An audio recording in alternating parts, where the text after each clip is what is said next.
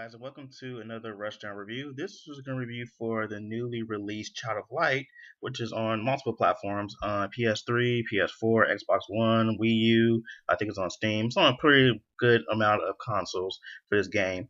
I'm very excited about this game. I've been excited since they actually released footage of it many months ago. I think it's a very original idea having a side scroller slash RPG. So without further ado, here's my review for Child of Light.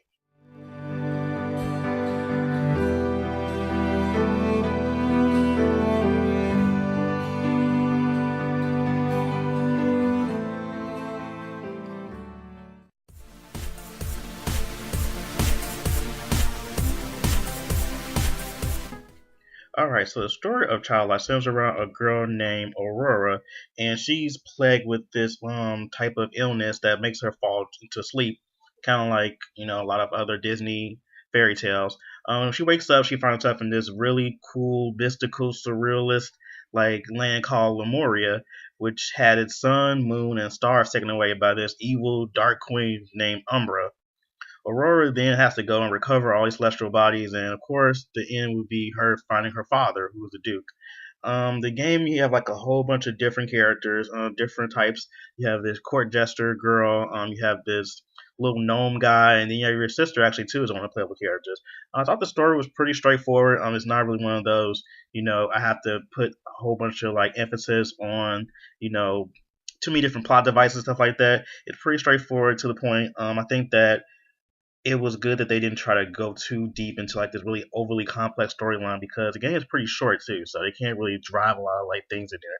But I did think that there's so much going on with as far as like the characters that interact in the story. I thought that was really charming, especially listening to watching the dialogue play out because all the dialogue in the game is actually done through these kind of like verses or like I guess you can call them lyrical verses, like a poem. So every actual part is done in poem form. I should say. I guess that's a good way of describing it. So everything rhymes pretty much in the whole game, which I thought was pretty cool. It has its own lyric and rhyme scheme, and it's interesting. I don't think I've ever played a game where everything was actually played out like that, especially with just dialogue too. Man, some parts could be frustrating because you're trying to figure out where to go, and they're speaking in this really like lyrical form, and you're trying to like, okay, where do I go? Where do I go? But other than that, I think the story was done really well. I thought the dialogue was done excellently for this game.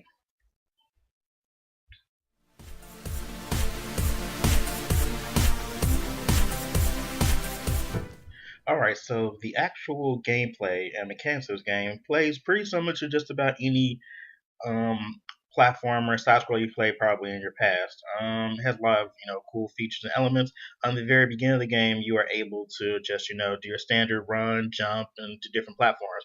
But as you could progress through the game, you get the ability to fly and glide, which makes things a lot easier as far as traversing the areas and going through dungeons and stuff like that. Of course, there's your typical dangers and hazards in any area that's in the game, as you just saw me trying to get to a little small crevice. There's a lot of usual things you would find in a platformer. Now, the more important part is the actual turn-based combat, which I think is the most important part of this game. The combat is very similar to, Final Fantasy, but specifically Grandia. If you're not familiar with the Grandia series, it was a series on the PlayStation 1 and PlayStation 2, and it had this very unique system when it came to having your attacks and having your placement on the actual stage. So as you see right now, you actually choose your attack, and then you have this time to wait, and you have a time to actually like cast or to wait until you actually able to do your ability. In this time frame, you're able to actually interrupt people as they're trying to cast or about to do an ability. You have like this small window of time you have between there to actually like stop them, which is very important and integral to the actual combat because, say for instance, a monster's doing this really huge attack on you, and he has a certain amount of time between cast and act to be able to hit it. So in that time frame, you're actually able to stop them. As you'll see right here, I'm actually gonna get interrupted myself, unfortunately. And it does happen. That's one of the things about this game, that the enemies can interrupt you as well. So you have to be very careful about, your planning and strategizing and how you're going to have your movements. Actually, it can also set you back too. So if they're actually on the field already and they attack you, they can there's certain attacks that set you back further to the grid, which can be a little hazardous when you're trying to do a boss fight. So this is a very, I guess, unique approach to that. And also, of course, in regular RPG form, you get experience points after each battle is over, and of course, you level up. Now, of course, this being a Ubisoft game, they're very partial to what I like to call the skill tree of life. Yes, just about any Ubisoft game you're playing with progression or character progression, you're gonna see something like this. You actually get points every time you level up. So each point is given to you to get a particular skill or ability or a stat boost. So there's a quite a few actual things to get in the game to level up. Even though this is a pretty short game, there's quite a lot of level growth. I mean, level grinding and character growth you can do within the game. You have these big, huge skill trees, so you could be spending a lot of time if you want to actually max out every character's skill tree. I kind of like this system slightly. My only problem with this is that there are so many different ways to go about this, and some of the skills take a lot longer to get to than you would like to take time to do it. Especially getting 1 point per level. I would hope that at certain points, at certain levels, you would get more points as you progress more. This system is called the oculi, which is like these little crystals that you get throughout the game, and you're able to combine them and get stronger ones. Like you're seeing here, I'm crafting a particular one. There's a couple of recipes for crafting these oculi, and they have different effects.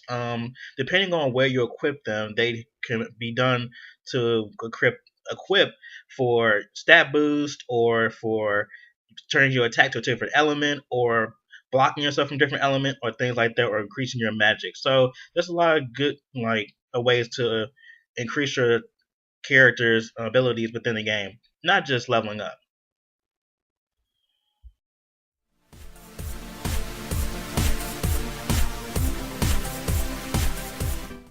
All right, so lastly, we have the audio and visual presentation of the game. So, does this game look pretty? Yes, it is definitely a game that is very visual as far as the way that the characters are drawn and the way the characters move and the environments and all of that. Even though this game isn't exactly pushing the envelope as far as high definition graphics are concerned, this game still should be played, I would suggest, in HD if possible, because you get all the subtleties of the paints and the different brush strokes and every character, the way they look. And it's a very visually stunning game, especially for the art style that they're using for this game too, because it kind of looks like those little old school puppet shows, those little I guess shadow puppets. Kind of reminds me of that when I actually look at them as far as when they move around when they're talking and things like that. I did enjoy the way that they did all of the visuals for this game. I had no problem. Only thing I may have had issues with was some of the enemies and their animations may have looked a little, I guess, I don't want to say bad, but I guess they were a little they didn't look as finished as other characters. So again, so I think they probably could have done a little bit more attention to the animation part for the enemies. The enemies look good, but they don't actually move all that great sometimes. So, but other than that, it's probably just like a small little ningle of my own. Everything else about this game visual looks great, especially when you actually go into actual combat, and the backgrounds and the lighting effects and just everything involving that looks really good. Now, as far as the music is concerned, I thought the music was done very well. It fits the game very well. It has like these orchestral, sounds and soundscapes in the game. They all fit. The sound effects in the game, they're nothing special. I would say they're pretty much everything you would expect from a RPG of this caliber. So I can't really necessarily say there's anything outside the box or spectacular about the sound effects in the game. But I do think that visually this game is very stunning to look at.